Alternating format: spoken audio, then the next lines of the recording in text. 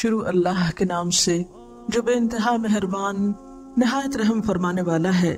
اے لوگو جو ایمان لائے ہو، اگر تم میں سے کوئی اپنے دین سے پھرتا ہے تو پھر جائے، اللہ اور بہت سے ایسے لوگ پیدا کر دے گا جو اللہ کو محبوب ہوں گے اور اللہ ان کو محبوب ہوگا، جو مومنوں پر نرم اور کفار پر سخت ہوں گے، جو اللہ کی راہ میں جد و جہد کریں گے اور کسی ملامت کرنے والے کی ملامت سے نہ ڈریں گے۔ یہ اللہ کا فضل ہے، جسے چاہتا ہے عطا کرتا ہے۔ اللہ وسیع ذرائع کا مالک ہے اور سب کچھ جانتا ہے۔ تمہارے دوست تو حقیقت میں صرف اللہ اور اللہ کا رسول اور وہ اہل ایمان ہیں جو نماز قائم کرتے ہیں، زکوٰۃ دیتے ہیں اور اللہ کے آگے جھکنے والے ہیں، اور جو اللہ اور اس کے رسول اور اہل ایمان کو اپنا رفیق بنا لے، اسے معلوم ہو کہ اللہ کی جماعت ہی غالب رہنے والی ہے۔ یا ایھا الذین آمنو، اے لوگو جو ایمان لائے ہو، جو ایمان کا دعویٰ کرتے ہو، من یرتد منکم عن دینہ، جو بھی تم میں سے پھر گیا اپنے دین سے، جس نے بھی اپنے دین سے روگردانی کی، تو اللہ کو اس کی کوئی پرواہ نہیں۔ ایمان لانے کے بعد اگر اس نے دین سے کوئی دلچسپی ظاہر نہ کی، بلکہ دین کا راستہ مشکل سمجھ کر اس نے چھوڑ دیا، یا دین کا طریقہ ترک کر دیا، یا دین کے لیے کوئی قربانی نہ کی، یا دین کی خدمت کے لیے اس کے دل میں کوئی جذبہ نہ ہوا، یا دین اس کی پرائرٹی نہ ہوئی، تو اللہ کو اس کی کوئی پرواہ نہیں۔ اللہ اپنی مخلوق میں سے کچھ اور لوگوں کو لے آئے گا۔ فَسَوْفَ يَأْتِ اللَّهُ بِقَوْمٍ، تو عنقریب اللہ ایک ایسی قوم کو لے آئے گا، يُحِبُّهُمْ وَيُحِبُّونَهُ، جو اللہ کو محبوب ہوں گے اور اللہ ان کو محبوب ہوگا، وہ اللہ کو پیارے ہوں گے اور اللہ ان کو پیارا ہوگا۔ اللہ کو بندوں کی ضرورت نہیں، نہ اللہ کا دین کسی انسان کا محتاج ہے۔ اگر کوئی کسی طرح بھی اس کے دین کی کوئی خدمت کر رہا ہے تو اس میں صرف اس کا اپنا ہی فائدہ ہے، وہ اللہ پر اور اللہ کی مخلوق پر کوئی احسان نہیں کر رہا، اور اگر کوئی ایسا سمجھتا ہے تو وہ دراصل خود کو دھوکہ دے رہا ہے، خود نقصان میں ہے۔ اللہ کو ایسے لوگوں کی کوئی ضرورت نہیں۔ اور اگر کوئی شخص یہ سمجھتا ہے کہ اگر اس نے دین کا کام نہ کیا تو دین کا کام ہوگا ہی نہیں، وہ انڈسپینسیبل ہے، تو یہ بھی اس کی بھول ہے۔ کوئی بھی ایسا نہیں جو انڈسپینسیبل ہو، ناگزیر ہو، جس کے بغیر دین کا کام نہ چلے۔ 1400 سال سے دین پھلتا پھولتا چلا رہا ہے، باقی ہے، قائم ہے، دائم ہے۔ اللہ ایسے لوگ پیدا کر سکتا ہے جو اللہ کو محبوب ہو، اللہ ان سے محبت رکھتا ہو۔ اور اللہ کیسے لوگوں سے محبت رکھتا ہے؟ جو اللہ سے محبت رکھتے ہیں، جن کے اندر خاص کوالٹیز ہیں، جو اللہ کی ذات کو ہر چیز پر مقدم رکھتے ہیں، جن کے دلوں میں اللہ کی عظمت اور بڑائی گھر کر گئی ہے، جو حنیف مسلمہ ہیں، جو خدا رخ ہیں، جو ہر چیز سے بڑھ کر اپنے رب کو چاہتے ہیں۔ والذین آمنوا اشد حبا للہ، اور پھر کیسے نہیں ہو سکتا کہ جو اللہ سے محبت رکھتا ہو اللہ اس سے محبت نہ رکھے؟ لیکن اس کی پہچان کیا ہے کہ واقعی اللہ اس سے محبت رکھتا ہے اور وہ اللہ سے محبت رکھتے ہیں؟ اس کی پہچان ہے اذلۃ علی المؤمنین، وہ مومنوں پر بہت نرم ہیں۔ اذلہ دلیل کی جمع ہے، نرم، متواضع، نرم ہو، نرم مزاج، فرما بردار۔ اذلۃ علی المؤمنین، مومنوں کے معاملے میں بہت ہی نرم ہیں، اپنے ساتھیوں کے لیے بہت نرم مزاج ہیں، متواضع ہیں۔ اعزۃ علی الکافرین، اعزہ عزیز کی جمع ہے، شدید ہیں، زبردست ہیں، عزت والے ہیں۔ یہاں اعزہ بد اخلاق کے معنی میں نہیں ہے یا جنگجو کے معنی میں نہیں ہے۔ عزیز کا معنی ہوتا ہے عزت والا، ناقابل شکست۔ یہ ذلیل کا اپوزٹ ہے، یعنی فرم۔ اعزۃ علی الکافرین، تو گویا اللہ سے محبت کرنے والے لازمی طور پر ان سب سے محبت رکھتے ہیں جو اللہ سے محبت کرنے والے۔ یہ نہیں ہو سکتا کہ کوئی شخص اللہ کی محبت کا دعویٰ تو کرے اور پھر وہ سنگ دل بھی ہو، سخت دل بھی ہو، دوسروں کے لیے اس کے دل میں نرمی نہ ہو، محبت نہ ہو، تواضع نہ ہو، اور وہ پھر تکبر سے خالی نہ ہو۔ جو اللہ کی بڑائی کو واقعی مان لیتا ہے، وہ ذات کی بڑائی کے خول سے باہر آ جاتا ہے۔ جب ساری تعریف اللہ کے لیے ہے تو پھر وہ اپنی تعریف حاصل کرنے کے لیے کام نہیں کیا کرتا۔ یہ صرف وہ کام نہیں کرتا جس سے اس کو بڑائی کی غذا ملے، پھر وہ اللہ کے دین کی خاطر بڑی بڑی قربانیاں بھی دے سکتا ہے اور چھوٹے سے چھوٹا کام بھی کر سکتا ہے، معمولی سے معمولی کام کرنے کو بھی تیار ہو جاتا ہے، اور اسی کا نام جہاد ہے۔ یجاہدون فی سبیل اللہ، وہ اللہ کے راستے میں جہاد کرنے والے ہیں، جد و جہد کرنے والے ہیں، کوشش کرنے والے ہیں، انتھک محنت کرنے والے ہیں، اور یہ کوشش اتنی مسلسل کوشش ہے کہ کوئی چیز اس کے راستے میں رکاوٹ بنتی ہی نہیں، نہ کسی تعریف کرنے والے کی تعریف اور نہ کسی تنقید کرنے والے کی تنقید اور نہ کسی مخالفت کرنے والے کی مخالفت۔ اسی لیے ساتھ ہی فرمایا وَلَا يَخَافُونَ لَوْمَةَ لَائِمٍ، وہ کسی ملامت کرنے والے کی ملامت سے نہیں ڈرتے اور ڈر کر اپنا کام چھوڑ نہیں دیتے۔ جس کام کو انہوں نے حق جانا، ضرورت سمجھا، اسے کرتے چلے گئے، ہر قیمت پر، ہر حال میں۔ ذالک فضل اللہ، یہ ہے اللہ کا فضل، یؤتیہ من یشاء، وہ جس کو چاہتا ہے عطا کرتا ہے، اور وہ کس کو عطا کرتا ہے؟ جو خود بھی اپنے لیے کچھ چاہے۔ واللہ واسع علیم، اور اللہ وسعت والا ہے، علم والا ہے، اس کو سب پتا ہے کہ کون کس چیز کا مستحق ہے، کس کو کیسا فضل دینا چاہیے، کون کس فضل کا مستحق ہے، کس پر کیا انعام و اکرام ہونا چاہیے۔ اس لیے اس کا یہ فضل ہر ایک کے لیے نہیں، اس کا یہ فضل انہی کے لیے ہے جو ڈیزرو کرتے ہیں۔ انما ولیکم اللہ، بے شک تمہارا دوست تو اللہ ہے، ورسولہ، اور اس کا رسول۔ یعنی مخالفتیں ہوں، مشکلات ہوں تو پھر رجوع کس کی طرف؟ اللہ کی طرف، اور پھر رہنمائی اس کے رسول سے، اور ساتھ والذین آمنوا، ایمان والوں کا۔ کون ایمان والے؟ الذین یقیمون الصلاۃ، جو خود اللہ کے آگے جھکنے والے ہیں، جو نماز قائم کرنے والے ہیں، ان کی سب سے بڑی پہچان یہی ہے۔ ویؤتون الزکوٰۃ، اور وہ زکوٰۃ ادا کرنے والے ہیں، دوسروں کے ساتھ اپنی نعمت شیئر کر سکتے ہیں، دوسروں کے خیر خواہ ہیں۔ وہم راکعون، اور وہ رکوع کرنے والے ہیں۔ دوبارہ پھر وہی صفت کہ ان کے اندر تکبر نہیں، عاجزی ہے، جھکاؤ ہے، اللہ کے آگے بھی جھکنے والے ہیں اور بندوں کے لیے بھی کندھے جھکا کر رکھنے والے ہیں۔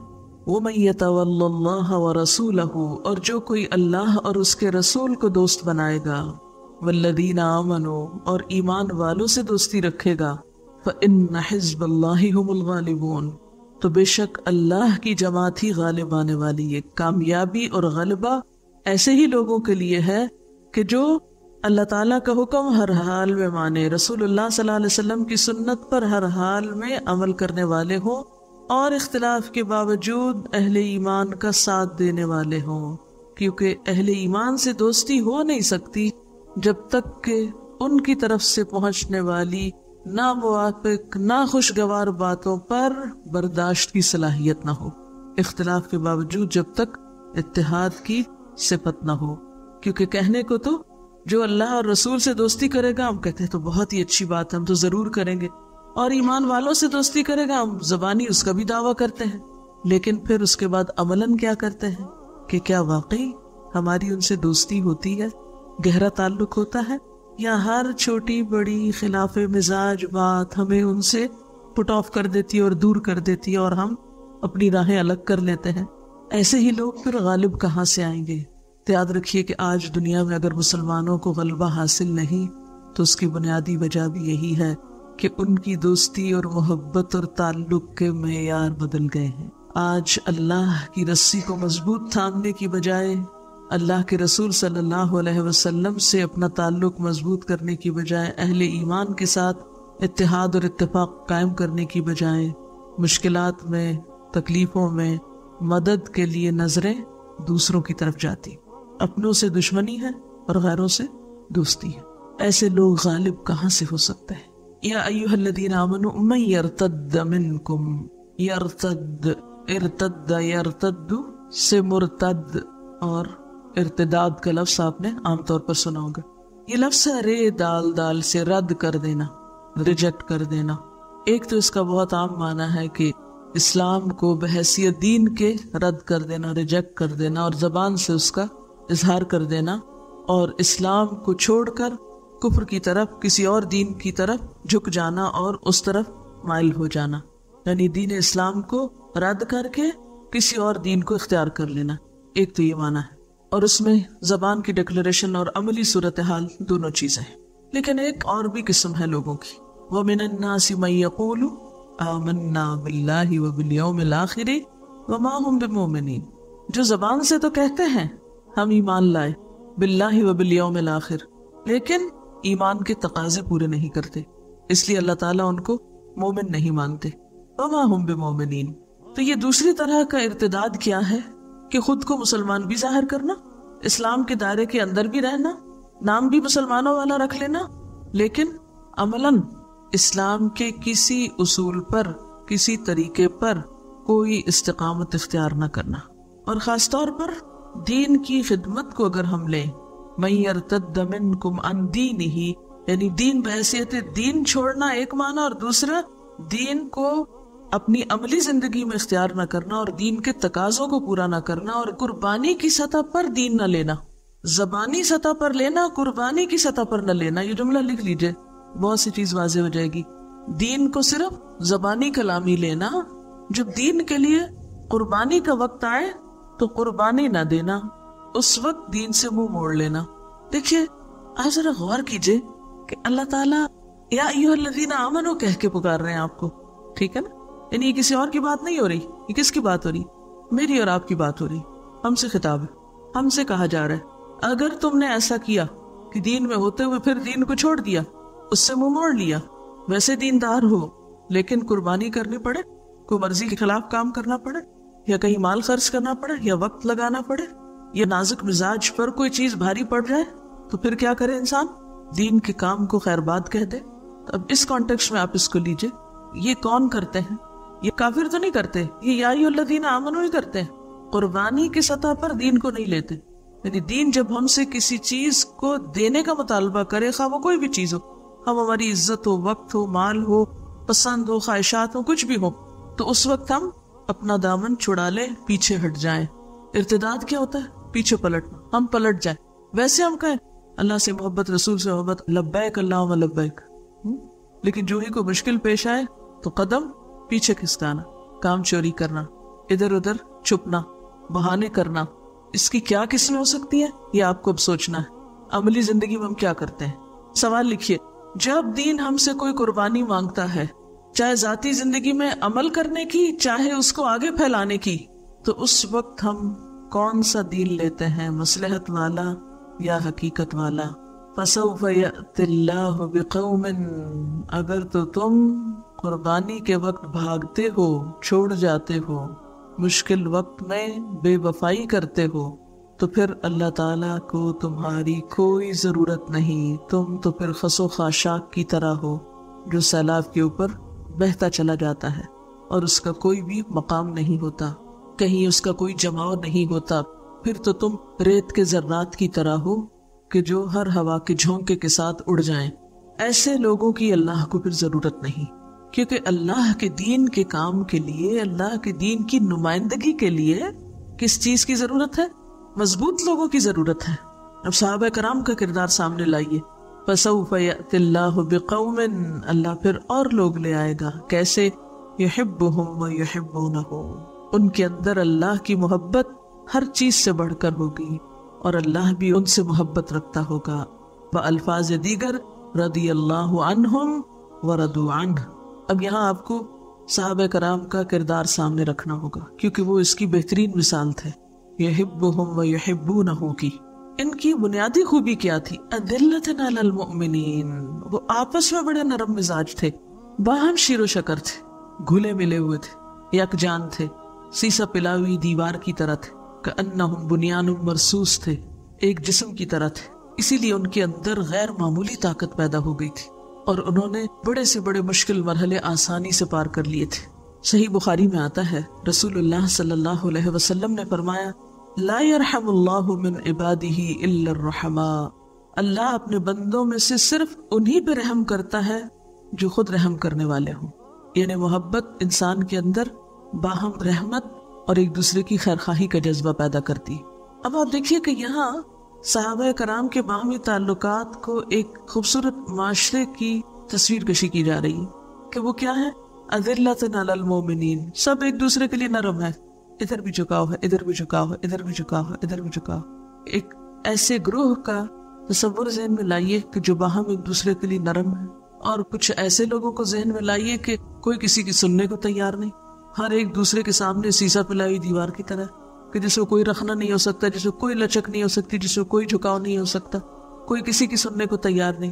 تو یہ دو مختلف طرح کے کلچر ہیں نا. اسی لیے آپ صلی اللہ علیہ وسلم نے فرمایا جو شخص نرمی سے محروم رہا وہ ہر بھلائی سے محروم رہا. آپ نے حضرت عائشہ سے فرمایا اے عائشہ اللہ نرم ہے، نرمی کو پسند کرتا ہے، وہ نرمی پر وہ چیز دیتا ہے جسے وہ سختی پہ نہیں دیتا اور نہ ہی کسی اور چیز پہ دیتا ہے. یہ حدیث دوبارہ سنیے، اللہ نرم ہے، نرمی کو پسند کرتا ہے، نرمی پر وہ چیز دیتا ہے جو سختی پر نہیں دیتا اور نہ ہی کسی اور چیز پر دیتا ہے. ایسی چیز سختی تو کیا کسی بھی اور طریقے سے حاصل نہیں کی جا سکتی، نہ کسی مال و دولت سے، نہ ہی کسی اور چیز سے. آپ روپے پیسے سے سونا چاندی تو خرید سکتے ہیں، کسی انسان کا دل خرید سکتے نہیں لے سکتے. وہ کس سے ملے گا؟ نرمی سے. تو گویا کسی چیز کو حاصل کرنے کے لیے سب سے بڑا ہتھیار کیا ہے؟ نرمی. کسی بھی چیز کو پانے کے لیے سب سے بہترین چیز، بہترین طریقہ نرمی ہے. نرمی سے آپ کیا جیت سکتے ہیں؟ دل جیت سکتے ہیں. اور دلوں کو جیتنے کے لیے نرمی کے علاوہ دوسرا کوئی طریقہ ہے ہی نہیں. مثلا جب آپ کسی سے بات کریں اور نرمی سے کریں تو نتیجہ کیا ہوتا ہے؟ جب آپ کسی سے بات کریں اور نرمی سے کریں تو ری ایکشن کیا ہوگا؟ جواب کیا ہوگا؟ نرمی، جواباً محبت. ٹھیک ہے نا؟ اور اگر آپ سختی سے بات کریں تو جواباً سختی. آپ نرمی سے بات کریں لوگ آپ کی عزت کو تیار ہوں گے، اور اگر آپ سختی سے بات کریں تو لوگوں کے دل میں آپ کے خلاف انتقام پیدا ہوگا، نفرت پیدا ہوگی، لوگ بھی جواباً کھچ جائیں گے، ڈیفینسو ہو جائیں گے. اور اس سے نتیجہ کیا ہوگا؟ پورے ماحول میں ایک کھچاؤ آ جائے گا، سختی پیدا ہو جائے گی. جسے عام طور پہ آپ کہتے ہیں نا ماحول بڑا ٹینس ہو گیا ہے، عموماً کہتے ہیں نا ماحول میں ایک ٹینشن ہے، کھچاؤ ہے، ہر ایک دوسرے سے بدگمان ہے. کیوں ہوتا ہے ایسے؟ ٹینس کیوں ہوتا ہے؟ جب آپ دوسروں کے ساتھ نرمی کی بجائے سختی سے بات کرتے ہیں تب ماحول میں ٹینشن ہوتی ہے. اچھا اب کیا ہوتا ہے؟ جب ماحول میں ٹینشن ہوتی ہے تو ٹینشن کو آپ یوں تعبیر کیجئے کہ جیسے کوئی رسیاں ہیں، کھچاؤ ہے اور تناؤ ہے. یہ کھچاؤ اور تناؤ آپ کے راستے کی رکاوٹ ہے. جب آپ کوئی کام کرنا چاہتے ہیں تو نہیں کر سکتے. کیوں نہیں کر سکتے؟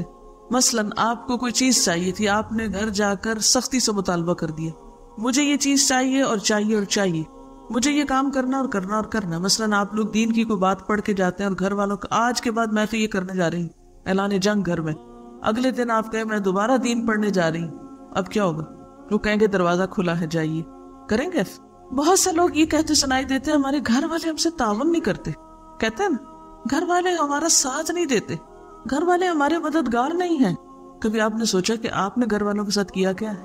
آپ گھر والوں سے کس زبان میں، کس انداز میں بات کرتے ہیں دین پڑھ کے؟ آپ کا لہجہ، آپ کا انداز، آپ کا رویہ، آپ کا معاملہ کیا ہے؟ آپ نے ان کے دل جیتے یا ان کے لیے مسائل کھڑے کیے؟ تو ہمارے راستے کی بہت ساری رکاوٹیں اور مشکلات کس وجہ سے ہیں؟ ہماری سختی کی وجہ سے. اگر نرم ہوتے تو بہت سو کو اپنا بنا چکے ہوتے، اور جب اپنا بنا لیتے تو راستے آسان ہو جاتے. صحابہ کرام نے دین کس طرح پھیلایا؟ اذلۃ علی المؤمنین کے ساتھ. کیونکہ آپ دیکھیے کہ کیا ہمارے گھر والے مومنین نہیں ہیں؟ اب آپ کہیں گے نہیں، وہ دیکھیں عزت علی الکافرین بھی آ رہا ہے. وہ بڑے فرم بھی تھے، سخت بھی تھے. عزہ کا معنی کیا ہے؟ عزہ کا معنی بد اخلاق اور اکھڑ ہونا نہیں ہے. کبھی آپ نے عملی زندگی میں دیکھو کہ کافروں کے ساتھ وہ انتہائی بد اخلاقی اور بے مروتی کا سلوک کرتے تھے؟ نہیں، ایسا نہیں ہوتا تھا. مراد یہ ہے اس سے عزت علی الکافرین کے کافروں کے سامنے بھی اپنے دین کو عزت دینے والے تھے، وہاں اپنے دین کی لاج رکھنے والے تھے، اپنے دین کو ثابت کرنے والے تھے، اپنے دین ہی پر عمل کرنے والے تھے. ایسا نہیں کہ ان کے ساتھ بد مزاجی سے پیش آنے والے تھے یا ان کے ساتھ بے وجہ کی سختی کرنے والے تھے. تو گویا اس دنیا میں حدیث کے مطابق، میرے مطابق نہیں، حدیث کے مطابق نرمی کا کوئی آلٹرنیٹ نہیں. نرمی کا کوئی نعم البدل ہے ہی نہیں. کیوں؟ حدیث میں کیا آتا ہے کہ نرمی پر جو کچھ ملتا ہے اس کے سوا کسی بھی چیز پہ نہیں ملتا. تو نرمی کس کس چیز میں، کیسے؟ سب سے پہلے تو کہاں؟ گفتگو میں، اپنے لہجوں میں، سٹائل میں، انداز میں. جلد بازی نہیں، تیزی نہیں، شدت نہیں، سختی نہیں، ٹینشن نہیں، بحث مباحثہ نہیں، کھچاؤ نہیں. آپ دیکھیے کہ اگر آپ کسی پودے کے پاس کھڑے ہو یا کسی دیوار کے پاس کھڑے ہو اور اس کو آپ سخت باتیں کریں، وہ کچھ کہے گا آپ کو؟ کچھ نہیں کہے گا نا. لیکن اگر آپ کسی انسان کے سامنے کھڑے ہو کر وہی باتیں دہرائیں، کیا ہوگا؟ کوئی ری ایکشن ہوگا؟ وہ اس سے دگنی سنائے گا آپ کو. فرق کیا ہے ایک دروازے میں اور ایک انسان میں؟ دروازہ لکڑی کا ہے پر انسان زندہ انسان ہے، اس کا دل دماغ ہے. لیکن جب ہم معاملہ کرتے ہیں انسانوں سے تو یہ نہیں سوچتے کہ یہ انسان ہے. کیا سوچ کے معاملہ کرتے ہیں؟ گویا یہ لکڑی کا دروازہ ہے. نتیجہ کیا نکلتا ہے؟ دروازے نے تو آپ کو کچھ نہیں کہا، آپ نے زور سے بھی پٹخا، اس سے تو آپ بچ بھی جائیں گے، وہ پیچھے نہیں آئے گا.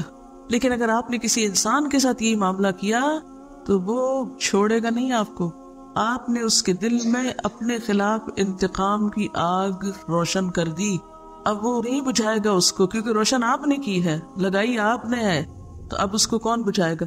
خود ہی بجھ جائے گی وہ، آپ کو ہی بجھانی ہوگی. لیکن جب ہم کسی انسان کے ساتھ معاملہ کرتے ہیں تو یہ بھول جاتے ہیں کہ ہم ایسا رویہ اختیار کر کے دراصل اس کے اندر اپنے ہی خلاف ایک آگ بھڑکا رہے ہیں، اور اس کی جلن پہنچے گی بھی کہاں؟ واپس آپ ہی تک. تو آپ دو طرح سے رویہ اختیار کر سکتے. ایک تو یہ کہ کسی کے ساتھ نرمی سے بات کریں، آرام سے بات کریں، شرافت سے بات کریں.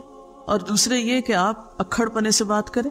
اگر آپ چاہتے ہیں کہ آپ کی بات سنی جائے تو کیا سے بات کرنی ہے؟ بہت سے لوگ کہتے ہیں نہیں، جب تک روب نہ ہو تو بات نہیں بنتی. روب سے آپ وقتی طور پہ تو کسی کو شن کر دیں گے، شٹ کر دیں گے، لیکن دل نہیں جیت سکتے، وہ دیر پا نہیں ہوگا. اب دیکھیں کہ ایک اصول ہے نا، جیسا کرو گے، یہ ہم نے محاورہ تو رٹا ہوا ہے. کوئی ہے جس کو نہ پتا اور جس نے نہ کبھی سنا ہو؟ جیسا کرو گے ویسا بھرو گے. لیکن اس کو عام طور پہ ہم کہاں استعمال کرتے ہیں؟ جیسا کرو گے ویسا بھرو گے. جب ہم نے کسی کے خلاف کچھ کرنا ہوتا تو اس وقت ہم اس کو لاجک دیتے، تم نے ایسا کیا تھا لہٰذا میں نے تمہارے ساتھ ایسا کیا. یعنی یہ چیز اپنے پر نہیں لیتے، دوسرے پر لیتے ہیں کہ جیسا تم نے کیا مجھ سے بھی تم ویسے ہی توقع رکھو، ویسا رویہ مجھ سے پاؤ گے. لیکن اپنے اوپر نہیں لیتے. اللہ نے اس دنیا کا قانون یہ بنایا ہے کہ جیسا کرو گے ویسا بھرو گے. اس کو آپ کس معنی میں لیں؟ اگر آپ دوسروں کے ساتھ نرمی کا معاملہ کرو گے تو جواباً نرمی پاؤ گے. ہو سکتا ہے ایک دفعہ نہیں، 2 دفعہ، 3 دفعہ، 4 دفعہ. جب یہ نرمی آپ کی سرشت بن جائے گی، آپ کی عادت بن جائے گی، تو نتیجہ کیا ہوگا؟ کچھ عرصہ مشکل ضرور ہوگی. یعنی ایسا نہیں ہوگا کہ آپ پہلی دفعہ کسی سے نرمی کریں تو آپ کو نرمی سے جواب ملے.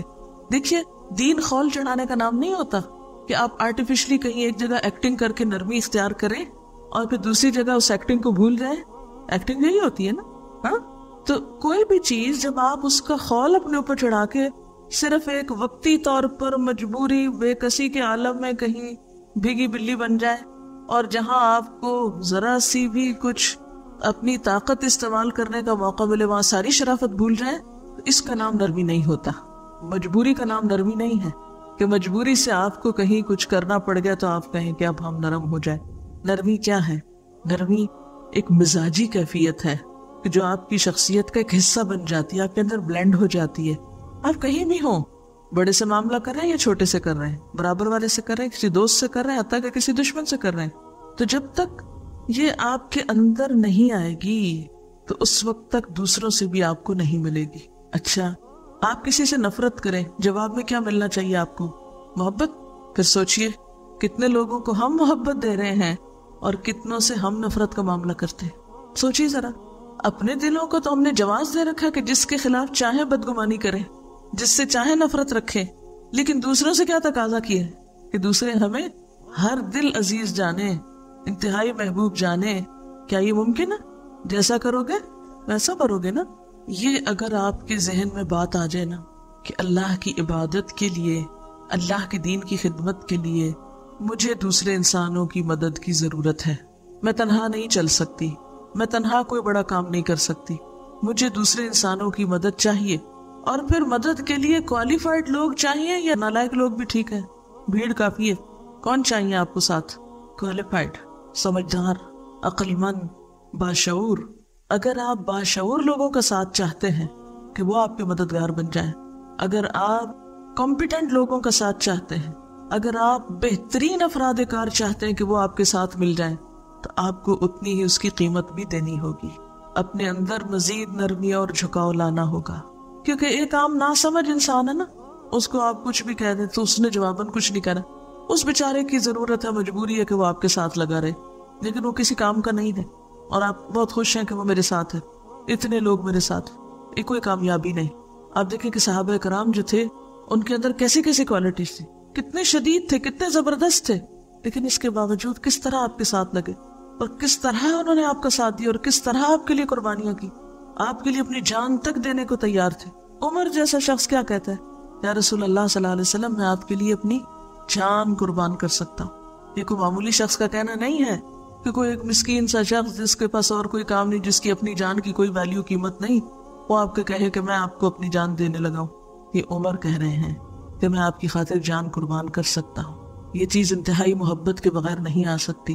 تو اصل بات یہ ہے کہ ہمارا حال کیا ہوتا ہے جب ہم کوئی کام کرنے چلتے ہیں تو ہم دوسروں کو جھکانا چاہتے ہیں. تم جھک جاؤ، تم بات مان جاؤ، خود نہیں جھکتے، اور پھر چاہتے ہیں اتحاد بھی قائم ہو جائے. تو اتحاد قائم کرنے کے لیے کیا کرنا ہوگا؟ دوسروں کو جھکانے کی بجائے خود جھکنا ہوگا. ہم لوگوں سے کام کا مطالبہ کرتے ہیں، ہم خود کوئی قربانی نہیں دینا چاہتے. گویا ہم دوسرے لفظوں میں لینا تو چاہتے ہیں، دینا نہیں چاہتے.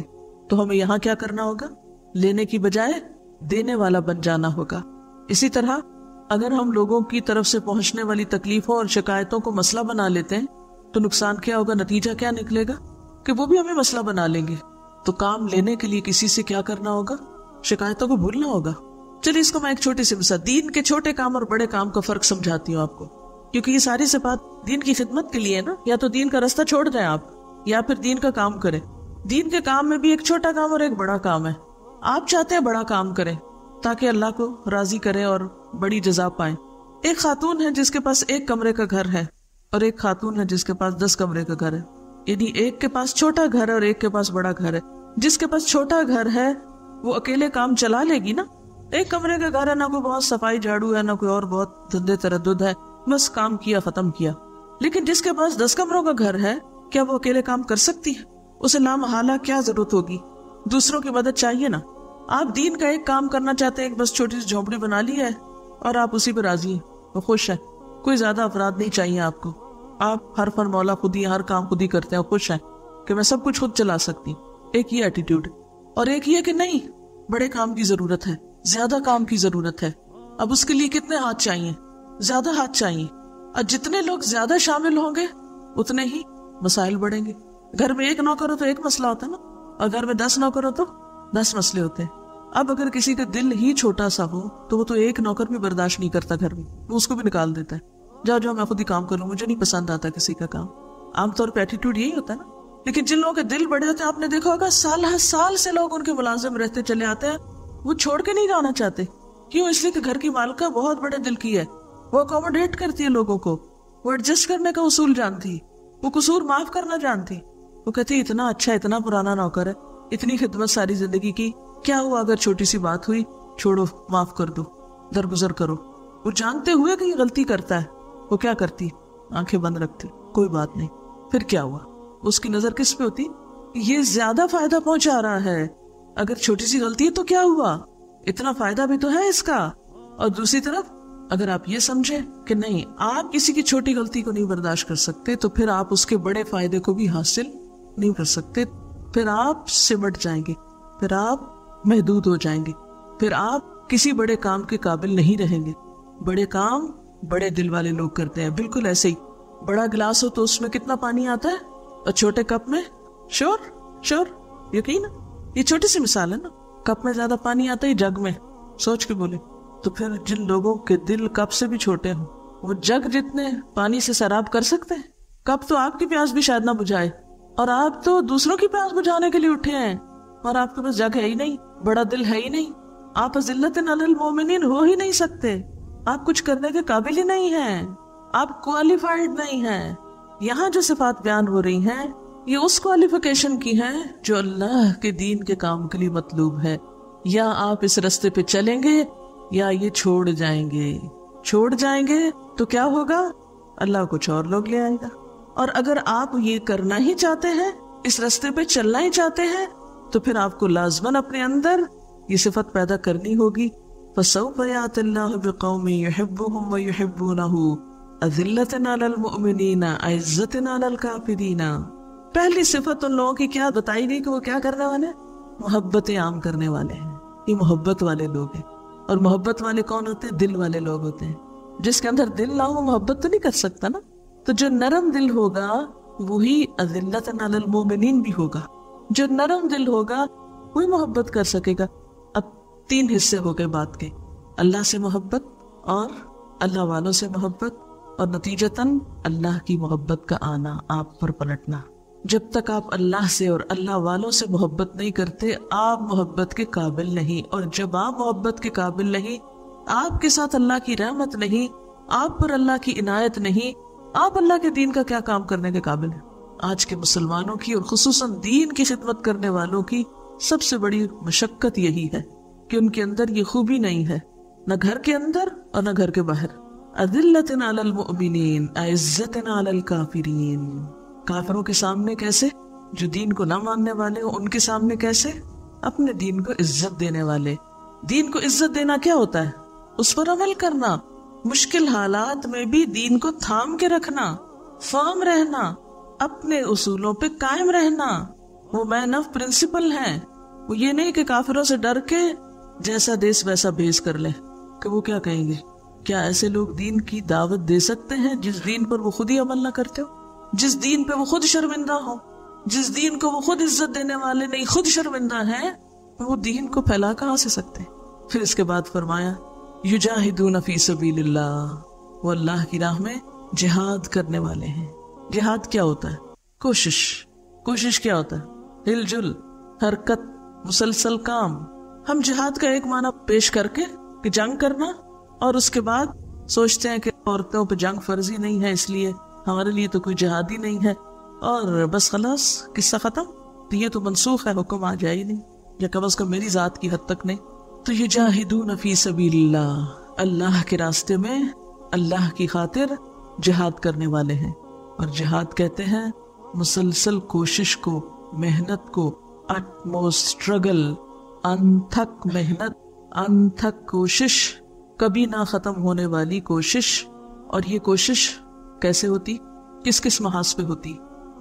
سب سے پہلے اپنے ساتھ. آپ یوں لکھیے، یہ جو ساری باتیں لمبی چوڑی میں نے بتائی ان کو ایک لفظ میں لکھیے، سچی کوشش. جہاد کیا ہے؟ سچی کوشش. جیسے واقعی کوشش کہا جائے، جیسے واقعی محنت کہا جائے. سب سے پہلے اپنے ساتھ. اب دیکھیے کہ ہمارے اندر کیا ہے، ہم کس چیز کے بنے ہوئے؟ خواہشات کے. زین للناس حب الشہوات، شہوات کی محبت، دنیا کی محبت، بہت سی چیزوں کی محبتوں میں ہم گھرے ہوئے ہیں. اب کیا ہوتا ہے؟ وہ محبتیں ہمیں اپنی طرف کھینچتی ہیں، کبھی برائی کی طرف کھینچتی، کبھی غلط چیز کی طرف کھینچتی. تو جب ہم اپنے آپ کو روک رہے ہوتے ہیں، کھینچ رہے ہوتے ہیں، خود کو غلط چیز سے بچانے کی کوشش، نیکی پر جمنے کی کوشش، صحیح طریقے کو اختیار کرنے کی کوشش، یہ سب کیا ہے؟ نفس کا جہاد ہے. کہ ہر وہ چیز جو نفس کو مرغوب ہے، پسندیدہ ہے، محبوب ہے، اگر وہ چیز انسان کو برائی کی طرف لے جانے والی ہے، اللہ کی نافرمانی کی طرف لے جانے والی ہے، تو ہمیں اس کے مقابلے میں کیا کرنا ہے؟ رک جانا ہے. پھر کبھی کیا ہوتا ہے، ہمارے آس پاس کے لوگ، ہمارے دوست، رشتہ دار، ہمارے پیارے، وہ ہمیں برائی کی طرف لے جاتے ہیں. کبھی تو ہمارا اپنا ہی دل اور کبھی اور لوگوں کا پریشر. ایسے وقت میں دباؤ کو قبول نہ کرنا. عزت علی الکافرین، دباؤ قبول نہ کرنا. اعزہ کون ہوتے ہیں؟ جو اتنے استقامت والے ہوتے ہیں کہ دباؤ نہیں قبول کرتے، پریشر نہیں لیتے دوسروں کا. وہ کیا کرتے ہیں؟ ایسے موقع پر بھی استقامت جم کے رہتے ہیں، یعنی ان کے رویے میں، اخلاق میں نہیں بدتمیزی آتی. اب ایک چیز ہے کہ آپ دوسروں کو دین کی طرف بلائیں، پہلے تو آپ خود جمے ہوئے تھے نا، اب آپ آگے بھی نکلے دوسروں کو بتانے لگے. اب کیا ہوتا ہے؟ کیا ہوتا ہے؟ اب مخالفت ہوتی. پھر آپ کیا کرتے ہیں؟ ان مخالفتوں پر جس میں آپ کے اوپر تنقید بھی ہوتی ہے، جس میں آپ کے راستے بھی روکے جاتے ہیں، جس میں آپ کے کام کو یکسر غلط بتایا جاتا ہے، ان ساری چیزوں کو آپ کیا کرتے ہیں؟ آسان طریقے سے برداشت کرتے ہیں. یہ بھی جہاد. یعنی جب کسی کی طرف سے کوئی کڑوی کسیلی بات سننے کو مل جائے تو انسان مشتعل ہونے کی بجائے کیا کرے؟ اپنے کو روک لے. پھر جہاد کی ایک قسم قتال بھی ہے، جنگ بھی ہے، یعنی اللہ کے حکم کی پیروی کرتے ہوئے کبھی دشمن سے بھی لڑنا پڑتا ہے، کبھی تلوار بھی اٹھانی پڑتی، کبھی جان بھی دینی پڑتی. لیکن یہ ایک معنی ہے، یعنی جہاد بمعنی جنگ صرف ایک حصہ ہے. ہم نے صرف ایک حصے کو لے لیا اور باقی چیزوں کو چھوڑ دیا. تو جو لڑائی والا جہاد ہے وہ ایک وقتی معاملہ ہے، ایک مخصوص کام ہے. لیکن جہاد اپنے بڑے مفہوم میں اس سے وسیع تر ہے. تو یجاہدون فی سبیل اللہ، وہ ہر وقت ایک جد و جہد میں ہوتے ہیں. ولا یخافون لومۃ لائم، اور کسی ملامت کرنے والے کی ملامت سے نہیں ڈرتے. یہ جہاد کی مزید وضاحت ہے کہ جب اللہ کے راستے پہ چلتے ہوئے کوئی ان کی مخالفت کرتا ہے، کوئی ان کو برا بھلا کہتا ہے، تو وہ اس کی وجہ سے رک نہیں جاتے. یہ سب کچھ کس کو نصیب ہوتا ہے؟ جس پہ اللہ کا فضل ہو. اور اللہ اپنا فضل کس کو دیتا ہے؟ جس کو وہ چاہتا ہے. وہ کس کے لیے چاہتا ہے؟ جو اپنے لیے چاہتا. اور وہ کون ہوتا ہے؟ جو اسے ڈیزرو کرتا. کیونکہ اللہ کو تو سب پتا ہے کہ کون کس چیز کو لینے کے قابل ہے. دیکھیے، عام روزمرہ زندگی میں بحیثیت ایک ماں کے، کیا آپ اپنے بچوں کو ہر وہ چیز دے دیتے جو وہ آپ سے مانگتے؟ کیوں نہیں دیتے؟ وجہ نہ دینے کی. آپ کا بچہ چاہتا ہے آپ اس کو 1000 روپے دے دیں، آپ کے پاس ہیں بھی، آپ کو بچے سے محبت بھی بہت ہے، لیکن آپ نہیں دے رہے. کیوں؟ وہ اس قابل نہیں. ابھی 1000 روپے کا خرچ کرنا نہیں جانتا. یہ دیا تو یہ نقصان کر بیٹھے گا، مس یوز کرے گا. اسی طرح اس مثال سے آپ سمجھ سکتے ہیں کہ اللہ تعالیٰ اپنے مومن بندوں سے محبت بھی کرتا ہے، لیکن کچھ انعامات ان کو نہیں دیتا. کیوں؟ وہ بھی ڈیزرو نہیں کرتے، وہ بھی ان کو اٹھانے کے قابل نہیں، لینے کی صلاحیت ہی نہیں. تو جتنا جتنا ہم میں اسٹیمنا بڑھتا جائے گا، جتنا جتنا ہماری تڑپ اور پیاس بڑھتی جائے گی، جتنی ہماری طلب زیادہ ہوگی، جتنے کہ ہم اہل ہوں گے، اتنی نعمت اللہ ہم کو اور دے دے گا. تو کمی اس کے ہاں نہیں ہے. کمی کہاں ہے؟ ہم میں ہے کہ ہم اہل نہیں، ان صفات کے حامل نہیں. یہ کوالٹیز نہیں ہیں انڈیویجول لیول پر اور اجتماعی لیول پر، ان کوالٹیز سے خالی. یہاں میرا سوال ایک یہ ہے کہ آپس میں نرم ہونے کا کیا مطلب ہے؟ کہ کیا ہم دوسروں کی غلطی دیکھتے ہوئے انہیں اس سے باز نہ رکھیں، روکیں نہیں؟ کوئی سیدھا کرے، الٹا کرے، سفید کرے، سیاہ کرے، ہر چیز پہ شاباش دیا کرے. ہاں، کیا صحابہ کرام آپس میں اسی طرح نرم دل تھے؟ پھر کیا کرتے تھے؟ وہ وتواصوا بالحق کیا کرتے تھے. حق کے معاملے میں کبھی بھی وہ مصلحت پرستی کا شکار نہیں ہوئے تھے. ہم باہم نرمی کا پھر ایک اور الٹا معنی لیتے ہیں. یعنی نرمی کا مطلب ہے جھکاؤ، آپ آگے بڑھیں، سلام کریں، خیرخواہی کریں، خیال رکھیں، عزت کریں، احترام کریں، سب کچھ کریں. لیکن جب کوئی غلط کر رہا ہو تو وہاں پر کیا نہ کریں؟ کمپرومائز نہیں کریں. کیا صحابہ کرام ایک دوسرے پہ تنقید کیا کرتے تھے؟ کوئی مثال دیجئے. حضرت عمر رضی اللہ تعالیٰ عنہ ممبر پر تھے، انہوں نے عورتوں کے مہر کو محدود کرنے کی بات کی تو ایک عورت پیچھے سے کھڑی ہو گئی اور اس نے دلیل دی کہ اللہ تعالیٰ فرماتے ہیں کہ اگر تم میں سے کسی ایک نے اپنی بیوی کو ڈھیروں مال دے رکھا ہو تو تم واپس نہیں لے سکتے. تو عمر، جب اللہ نے یہ اجازت دی ہے ایک مرد کو کہ وہ ڈھیر مال اپنی بیوی کو دے سکتا ہے، تو تم کیسے محدود کر سکتے؟ اب کیا اس واقعے کو یہ کہا جائے کہ نہیں وہ تو ایک دوسرے کے لیے نرم ہی نہیں تھے اور ایک عورت نے، ایک بڑھیا نے عمر کی بے عزتی کر دی؟ یہ بے عزتی نہیں ہوتی. وہ چھوٹی چھوٹی بات کو شکایت نہیں بنا لیتے اور ایک انا کا مسئلہ نہیں بنا لیتے. وہ بھی نیک نیتی سے بات کر رہے تھے اور وہ بھی نیک نیتی سے اصلاح کر رہی تھی. لہٰذا باہم کوئی ناراضگی، کوئی رنجش، کوئی دل میں بات ایسی آئی نہیں. عمر نے فوراً برملا اعتراف کیا، اخطأ عمر و اصابت امرأة. عمر نے خطا کی، عورت نے درست بات کی. اعتراف فوراً اپنی غلطی کا، برسر محفل. لا یخافون لومۃ لائم. اگر کوئی ان پہ تنقید کرے تو بھڑک نہیں اٹھتے، دلوں میں گرج نہیں پال لیتے. آج ہم اتنے چھوٹے دل کے ہیں کہ اگر ہمیں کوئی کسی غلطی پر روک دے تو ہم اتنے چھوئی ہوئی ہیں، عرصوں نہیں بھولتے، جلتے کوڑتے رہتے ہیں، گرا لگا کے بیٹھ جاتے ہیں، روتے دھوتے ہیں. کہنا ہی تھا اس کو تو کئی بار کہہ دیتی، الگ کہہ دیتی. یہاں کیوں کہا؟ ان کے اندر یہ مزاج کیوں تھا، یہ اخلاق کیوں تھا؟ ایک عورت تنقید کر رہی ہے، عمر اعتراف کر رہے ہیں، ساری بھیڑ میں، مجمع میں کوئی مائنڈ نہیں کر رہا. کیوں؟ کیا چیز تھی؟ ایک سنگل فیکٹر، ذات کی بڑائی نہیں تھی نا. وہ بھی اخلاص سے بات کر رہے ہیں، وہ بھی معاشرے کی اصلاح چاہتے ہیں، کیونکہ لوگوں نے بڑے بڑے مہر دینے کو اپنی عزت کا مسئلہ بنا لیا تھا، کیونکہ بیچ میں ذات نہیں تھی. ہم ہر چیز میں بیچ میں ذات انوالو کر لیتے ہیں، اس کو اپنی ذات پہ لے آتے ہیں. اس نے اگر بات کی ہے تو یہ میرے ہی خلاف کی، یہ میرے ہی اوپر کی.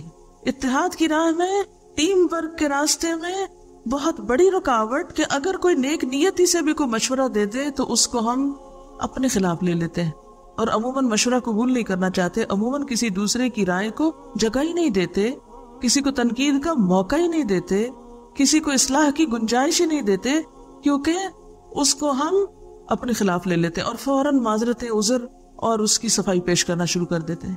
لہٰذا اصل کام تو پیچھے رہ جاتا ہے اور ہم آپس میں ایک دوسرے سے ٹکرانے لگتے ہیں. ذات کو مسئلہ کون بناتا ہے؟ ذاتی عزت بےزتی کون بہت اہم بنا لیتا ہے؟ کون اس کو بہت زیادہ اہمیت دیتا ہے؟ ہاں، جو اپنی ذات کی بڑائی کے لیے نکلتا ہے. غزوہ تبوک کے موقع پر دیکھیے منافقین کا طرز عمل کیا تھا. وہ یہ کہ معذرتیں کر رہا تھا آ کے اور اپنی ذات کی صفائیاں پیش کر رہا تھا، اور جو سچے تھے انہوں نے کوئی ذات کی صفائی نہیں کی، انہوں نے اپنی غلطی کا اعتراف کر لیا، کیونکہ ذات تو نہیں نہ تھی وہاں، وہ تو آخرت تھی. کوئی شاگرد استاد کو کہہ دے کہ میں آپ کی اس بات سے اتفاق نہیں کرتا، یا استاد اگر شاگرد کو کہہ دے کہ میں تمہاری اس بات سے اتفاق نہیں کرتا، تو عموماً ہم لوگوں کا اخلاق کیا ہے، نتیجہ کیا نکلتا ہے، اس کا رزلٹ کیا ہوتا ہے؟ آئندہ دونوں ایک دوسرے کی شکل نہیں دیکھتے، کیونکہ دونوں ذات کے لیے جمع ہوئے ہیں. اس کی بھی ذات کو ٹھیس پہنچ گئی، اس کی بھی پہنچ گئی، وہ بھی روتا چلا گیا، وہ بھی روتا وہ ادھر چلا گیا، اور دین کا کام چراہے پر رہ گیا. بڑے خوبصورت جذبوں سے نکلے تھے گھر سے. یہی ہو رہا نا ہمارے دینی مجلسوں میں اور دینی حلقوں میں. اور جب تک لا یخافون لومۃ لائم کی صفت نہ ہو، آپ دین کے کام کے قابل نہیں ہیں. آپ کچے برتن ہیں جس کی انا ہر تھوڑی سی ٹھوکر سے ٹوٹ جاتی. کچا برتن ایسے ٹوٹتا ہے نا، تھوڑے سے ٹھوکر لگنے کی دیر ہے، لیکن پکا برتن جو آگ سے بھٹی سے نکل چکا ہو وہ چھوٹے موٹے ٹھکور سے نہیں ٹوٹتا ہوتا. تو نیک نیتی کے ساتھ تنقید کی جائے، بدتمیزی نہ کی جائے، بد اخلاقی نہ کی جائے. آپ ایک دوسرے کو دلیل سے غلط ثابت کر سکتے ہیں اور دوسرا اس کا اعتراف بھی کر سکتا ہے یا اپنی مزید دلیل پیش کر سکتا ہے، لیکن وہ ایک دوسرے کو چھوڑتے نہیں ہوتے، ایک دوسرے کو کاٹتے نہیں. بات پر تنقید ہوتی ہے، کام پر ہوتی ہے، نہ کہ ذات پر. ہم لوگ کام پہ تو کسی کی تنقید کرنا جانتے نہیں، ذاتیات پہ فوراً اتر آتے. اور جب کسی کے کام میں ہمیں کوئی خرابی نظر نہیں آتی تو ہم فوراً کیا ڈھونڈنے لگتے ہیں؟ ذاتی عیب. اور ذاتی عیب دوسرے کے اچھالنے لگتے ہیں. وہ دیکھو بیٹھتا کیسے ہے، وہ کھڑا کیسے ہوتا ہے، وہ یہ کیسے کرتا ہے، وہ کیسے کرتا ہے، وہ اس کے ساتھ کے لوگ کیسے کرتے ہیں. فوراً یہ باتیں شروع کر دیتے ہیں. ہماری تنقید اور ان لوگوں کی تنقید میں فرق کیا تھا؟ کام اور ذات کا، یا بات اور ذات کا. اچھا، کرنے والے بھی یہی کرتے ہیں اور لینے والے بھی کیا کرتے ہیں؟ لینے والے بھی اس کو ذات پہ ہی لیتے ہیں. یعنی اگر کسی نے آپ کی رائے سے خلاف کوئی بات کہہ دی تو آپ نے اس کو کیسے لیا؟ اپنے خلاف لے لیا. یہ تو میری توہین ہو گئی، یہ تو میری مخالفت ہو گئی، یہ تو مجھ پہ الزام لگ گیا، اور یہ تو میرے ساتھ زیادتی ہو گئی. اور یاد رکھیے کہ تنقید کی چوٹ، ملامت کی چوٹ آسان نہیں ہوتا سہنا. بہت کڑوی ہوتی ہے، بہت تکلیف دہ ہوتی ہے، بہت سخت ہوتی ہے، لیکن بعض اوقات آپریشن ضروری بھی ہوتا ہے. ہاں، اچھا ڈاکٹر پہلے اینستھیزیا دیتا ہے، ایسا ماحول پیدا کرتا ہے کہ جس سے دوسرا شخص اس کو لے جائے، برداشت کر جائے. اصل میں صحابہ کرام اللہ کی عظمت میں اتنے گم تھے کہ ان کو اپنی عظمت بھولی ہوئی تھی کہ ہم بھی کوئی چیز ہیں، اور ہم اپنی ذات کی عظمتوں میں اتنے کھوئے ہوئے ہیں کہ ہمیں اللہ کی عظمت اور اللہ کے دین کی بڑائی بھولی ہوئی ہے. تو پھر ایسے لوگ جو ذاتی عظمتوں میں گم ہوں، وہ اللہ کے دین کو بڑا کیسے کر سکتے ہیں؟ اللہ کے دین کی خدمت کیسے کر سکتے ہیں؟ کر سکتے نہیں کر سکتے. جہاں آپ یہ سمجھے کہ آپ کی ذاتی مفاد پہ زیادہ پڑنے لگی ہے، آپ فوراً اس شخص کو کاٹ پھینکے، تو پھر کیا ہوگا؟ کبھی بہتری نہیں ہو سکتی، کبھی اصلاح نہیں ہو سکتی، کبھی ترقی ہو ہی نہیں سکتی. فتح مکہ کے موقع پر آپ نے عام معافی کا اعلان کیا، نتیجہ کیا ہوا؟ سب لوگ مسلمان. اصل میں یہ ہے کہ یہ دنیا کمپٹیشن کی دنیا ہے. جو شخص غصے، جھنجھلاہٹ اور ہر چیز کو نیگیٹو رنگ میں دیکھتا ہے، ہر چھوٹی بڑی تنقید کو، کسی کی کسی بات کو اپنی بےزتی اور رنا کا مسئلہ بنا لیتا ہے، کبھی بھی کامیاب نہیں ہو سکتا. حضرت عمر نے جب حضرت خالد بن ولید کو معزول کیا تو خالد بن ولید کون تھے کہ جن سے ایک جنگ بھی جو نہیں ہارے تھے، اتنے کمپیٹنٹ تھے، لیکن اس کے باوجود انہیں جب معزول کیا گیا تو وہ فوراً اپنی جگہ چھوڑ کر پیچھے سپاہیوں کی صف میں جا کھڑے ہوئے. اور لوگ ان سے جب آئے بھی کچھ بات کرنے تو انہوں نے موقع ہی نہیں دیا کہ نہیں، میں اس موضوع پہ گفتگو ہی نہیں کرنا چاہتا. ہم یہ سب پڑھتے پڑھاتے تو ہیں، لیکن جب ہمارے اوپر کوئی ایسی چیز آتی ہے تو اس وقت ہمارا رویہ کیا ہوتا ہے؟ ہم عام طور پر کن کن باتوں سے اوفینڈ ہوتے ہیں، ہم عام طور پر کن کن چیزوں کو انا کا مسئلہ بنا لیتے ہیں اور پھر دین ہی کو چھوڑ جاتے ہیں۔ ہم کسی کی غلطی دیکھ کر اس انسان سے نفرت شروع کر دیتے ہیں، اس غلطی سے نفرت نہیں کرتے۔ بعض اوقات عمر کو مسئلہ بنا لیتے ہیں، اگر عمر میں کوئی چھوٹا ہمیں کوئی بات بتائے تو ہم اس کو قبول کرنے کو تیار نہیں ہوتے، مقام مرتبے میں، علم میں، کسی بھی طرح۔ لیکن اصل بات یہی یاد رکھیے کہ جتنا بڑا دل ہوگا اتنا بڑا کام کریں گے، اور جتنا چھوٹا دل ہوگا اتنا ہی چھوٹا کام، اور قیامت کے دن پھر اجر بھی ویسا ہی۔ ایک سوال اپنے لیے لکھیے، کیا کسی کی تنقید میرا سکون درہم برہم کر دیتی ہے؟ کوئی ناخوشگوار بات سن کر میرا رویہ کیا ہوتا ہے؟ اس شخص کے ساتھ میرا رویہ کیا ہوتا ہے جو مجھ سے کوئی ناخوشگوار بات کر دے میری مرضی کے خلاف یا مجھ پر تنقید کر دے؟ دیکھیے، اگر آپ نے اپنے آس پاس صرف یس سر اور میاں مٹھو قسم کے لوگ رکھے جو آپ کی ہاں میں ہاں ملائیں، جو آپ کہیں وہی کہتے جائیں، تو اس سے ترقی کی رفتار رک جاتی ہے، کیونکہ سب ایک ہی طرح سوچتے ہیں، کوئی نئی بات تو سامنے آتی ہی نہیں، کوئی بڑا کام تو ہو ہی نہیں پاتا۔ یعنی آپ قابل لوگوں کو چھوڑ کر ان لوگوں کو سلیکٹ کر رہے ہیں جو یس سر کی پالیسی پہ عمل کرتے ہیں۔ نتیجہ کیا ہوگا؟ منافقانہ ماحول جنم لے گا، کھوکھلا کردار آس پاس ہوگا۔ کیوں؟ کیونکہ ساتھ کے لوگوں کو پتا ہے کہ آپ صرف تعریف پسند کرتے ہیں، آپ تنقید نہیں سن سکتے، لہٰذا وہ سچی جھوٹی تعریف کرتے رہیں گے، کیونکہ آپ ان کو تنقید کرنے کا موقع ہی نہیں دے رہے، آپ ان کو اختلاف کرنے کا موقع ہی نہیں دے رہے۔ ایسے منافقانہ کردار والے لوگ بڑا کام نہیں کر سکتے۔ بڑے کام کے لیے مضبوط لوگ چاہیے، اور مضبوط لوگ وہی ہیں جن کے اعصاب مضبوط ہیں، جو تنقید برداشت کر سکتے ہیں، جو اختلاف برداشت کر سکتے ہیں، جو مرضی کے خلاف باتیں گوارا کر جاتے ہیں۔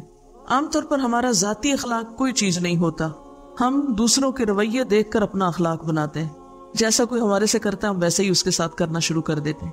اچھا، لیڈرشپ کا رول صرف وہ شخص ادا کر سکتا ہے، یعنی صحیح لیڈرشپ کا رول صرف وہی ادا کر سکتا ہے، سربراہ صرف وہی بہترین ہو سکتا ہے جو سخت ترین تنقید کو ٹھنڈے ذہن کے ساتھ سنے، سب سے پہلے سنے، اور پھر اتفاق اختلاف سے اوپر اٹھ کے معاملہ کرے لوگوں کے ساتھ۔ یعنی وہ شخص لیڈرشپ کے لائق ہی نہیں، وہ شخص لوگوں کی رہنمائی کے قابل ہی نہیں، وہ شخص معلم ہو ہی نہیں سکتا، وہ شخص دین کا خادم بن ہی نہیں سکتا، وہ شخص دین کی مدد کرنے والا ہو ہی نہیں سکتا جو تنقید نہیں سن سکتا، یا تنقید کرنے والوں سے محبت نہیں کر سکتا، یا تنقید کرنے والوں کو ساتھ لے کے نہیں چل سکتا۔